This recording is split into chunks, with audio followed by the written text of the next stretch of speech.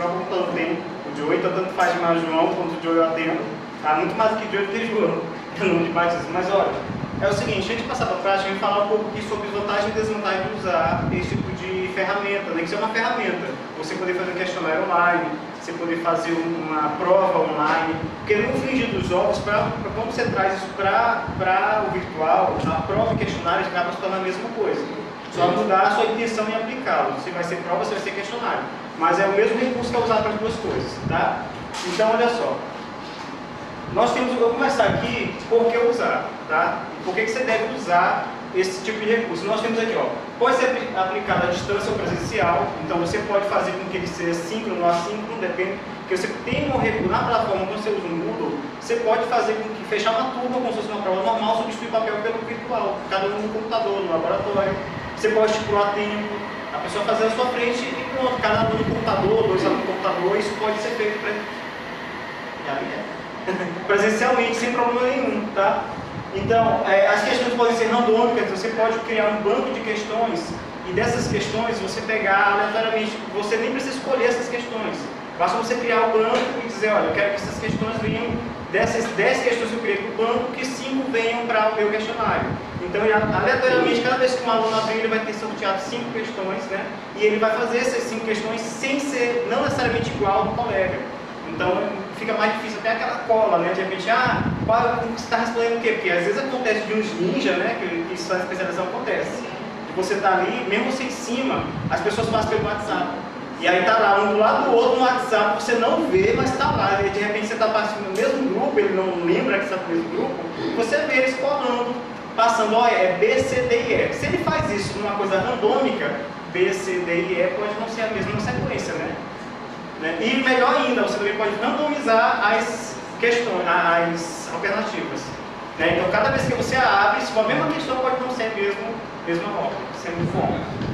Pode ser restringido ou não o número de tentativas de cada aluno. Né? Então, o aluno vai lá tentar responder 3 vezes o questionário. Então, você pode fazer o que ele... Aí você vai, na hora você vai ter a opção de pegar a maior nota das tentativas, você pode pegar que seja a primeira tentativa, ou então a última tentativa, a primeira para testar e a última avaliando. Então você tem várias ferramentas que eu vou mostrar como é que faz. Cada tentativa é avaliada separadamente, então você tem como saber a nota de cada uma, basta mudar o critério de avaliação. A primeira eu avalei, então tá aqui a primeira é essa. A maior das 3, a última eu avalei, então você tem como fazer isso aqui.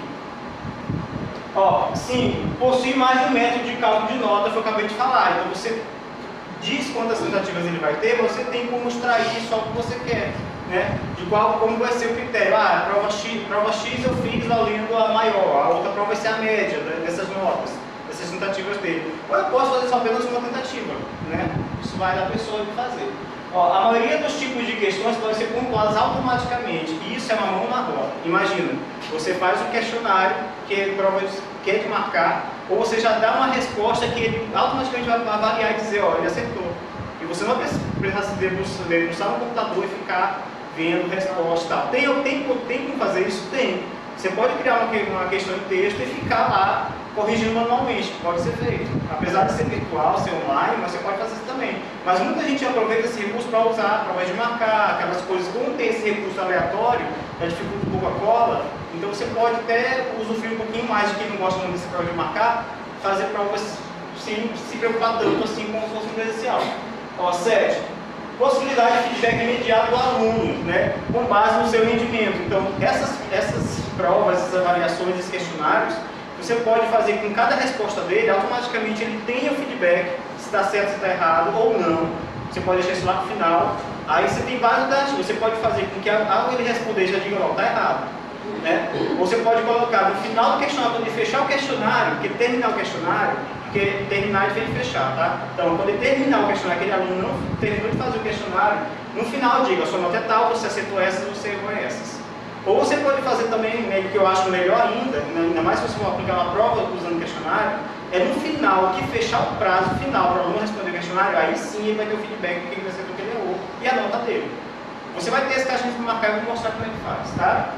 Então, esses aqui são as 7 razões por que usar, que é aquilo que eu acho mais importante em por que usar. Tem outras que até agora a Olivia citou aqui, mas essas são em termos de sistema por que usar. E E ó, as desvantagens, como tudo tem vantagem e desvantagem, essa é uma coisa que você deve pensar quando fazer o questionário de vocês, se realmente aquilo ali se aplica à realidade que vocês querem. Porque, ó, primeiro, dependendo do computador, esse sinal satisfatório de internet. Então, quem aqui é tutor do interior sabe que no interior a internet é complicada demais. A operadora, eu morei no interior, morei em Pix durante 4 anos, eu acho. Pix não é interior, né? Eles não consideram, mas se você for pegar lá no registro do governo, né? Mas assim, aí o que acontece? Pix é um dos interiores mais desenvolvidos que tem no Piauí. Só que mesmo assim, eu morei lá, a operadora de internet me dizia que me vendia 2 mega, que na época era o top, né? 2 mega, mas me oferecia 300k. Aí imagina, a carroça que eu navegava. A Velox também me faz isso todo mês. Por isso que o nome não é Velox, é Velox. Então o que acontece? Então o aluno ele vai ter a opção de fazer em casa ou fazer no polo. Você pode restringir que ele faça só no polo, não tem problema. Mas se ele tiver a opção de fazer em casa, você vai esbarrar com esse problema da internet. Ou do computador dele, que às vezes ele pode ter a internet como uma computador de uma carroça. E aí o aluno vai dizer, mas eu cliquei, eu enviei e tá lá, você vai ver no registro, não tem nada enviado. Então tem que pensar nesse aspecto. Outro, baixo conhecimento prévio do aluno sobre o básico de informática. Porque o aluno, quando entra num curso desse, ele tem que ter na mente que ele vai ter que mexer com tecnologia. Então, eu não sei o edital de vocês, mas no edital nosso de aluno, lá do PENAB, eu trabalho na especialização do PENAB, lá tem um dos itens diz que ele tem que ter conhecimento, no momento que ele faz a matrícula, ele está afirmando que tem conhecimento básico em computador. Entendeu? Então ele não pode chegar dizendo eu não sei, vocês se virem para poder para suprir essa minha necessidade. A gente não é curso de informática, né? Então eu não sei como é que é o de vocês, eu não cheguei no edital de vocês, mas isso consta no nosso. Então ele tem que saber que ele vai chegar lá e tem que ter esse conhecimento X, tem que ter essa bagagem, né? E às vezes não tem. Mesmo no nosso caso, tem lá um item, muitos não tem. E você tem que pensar nessa realidade. 3. No caso de provas realizadas fora do controle de entrada, que é aquela coisa de chegar na sala com hora marcada, só poder sair quando termina a prova, ou não ter a situação que geralmente quando é feita em casa, ou uma lan house, acontece com alguns, a incerteza da identidade do autor daquelas respostas.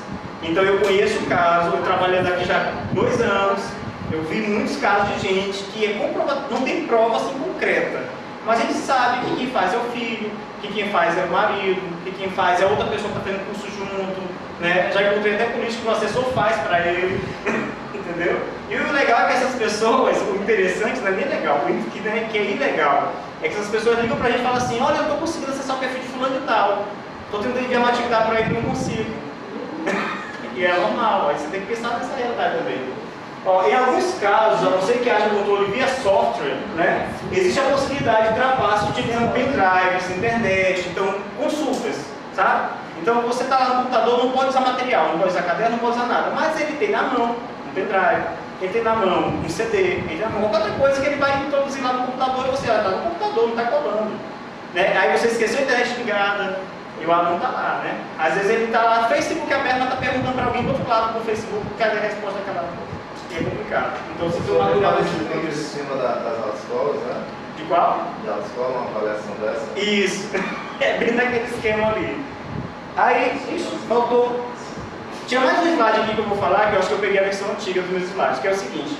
Dessas ferramentas eu separei 3 para falar para vocês. São as 3 que eu acho mais importantes para se trabalhar questionários de pesquisa, porque esse questionário serve para pesquisa científica, ele serve para avaliação de institucional, avaliação de rendimento, e no caso de prova também serve. Você pode também fazer prova, se bem que um deles não, vou explicar qual é. Então você vai ter os 3 que eu considero mais importantes, que é o Moodle, para quem usa, como nós usamos o Moodle, ele é muito bom o Moodle. Nós temos o SurveyMonkeys, não sei se vocês conhecem. SurveyMonkeys ele é uma plataforma só de pesquisas. Então, só que para lá você precisa ter um login, mas a pessoa que vai responder não precisa. Tá? Diferente do Moodle. No Moodle você precisa ter o login da pessoa também. Porque no nosso Moodle, que é o mesmo que a gente usa, a especialização de lá, que aqui também usa, é necessário que a pessoa que vai responder tenha um login. Então essa parte é ruim. Se você quiser, tipo assim, eu quero fazer, o aluno quer fazer uma pesquisa científica, quer usar esse questionário. É bom para ele que use outra ferramenta que não seja o Moodle, porque talvez o público-alvo dele não tenha acesso ao Moodle. E aí o Moodle não é uma coisa aberta, assim, qualquer pode entrar lá e opinar, né? Já essas duas outras ferramentas são. Então aí a terceira ferramenta que eu tenho que mostrar para vocês é o Google Docs. Você já deve ter ouvido falar do Google Docs. E o Google Docs ele tem uma seção formulários, que essa seção formulários, eu vou mostrar até um exemplo na própria plataforma que eu coloquei. Ela é muito boa e das três é a mais simples para se usar. Tá? E ela é muito boa para isso. Tem um professor da presencial, eu acho engraçado que esse professor presencial, a Lívia deve conhecer esses casos, eles são muito mais inteirados com a tecnologia do que o professor de EAD. Você vai ver no presencial, tem muito professor que usa, uma extensão da turma dele, as turmas online, as turmas virtuais, ele usa o Facebook, que é muito bom. O Facebook ele trabalha com essas ferramentas que eu falei, tirando o Moodle, mas com o SurveyMonkey e com a Google Docs, dá para aplicar questionário dentro do próprio Moodle. Eu conheço professor que fez prova dentro do Moodle, ou do Moodle, desculpa, Facebook, falei Facebook, troquei, né? Pelo próprio Facebook, então ele é muito bom, basta saber usar. Assim, é tipo aquela coisa, tipo uma arma. A arma não pode ser usada por bem ou por mal, o Facebook é a mesma coisa. Tem gente que acha que o Facebook é só besteira, o Facebook só... Depende do que você está vendo, né? Então, olha só, vamos então aqui para a parte aqui do nosso ambiente virtual. Eu criei aqui, pessoal, um ambiente virtual. Pronto, eu... Estava aparecendo ali. Ah, eu cliquei sem querer aqui então. Deixa eu ajeitar aqui tudo. Eu botei duas telas.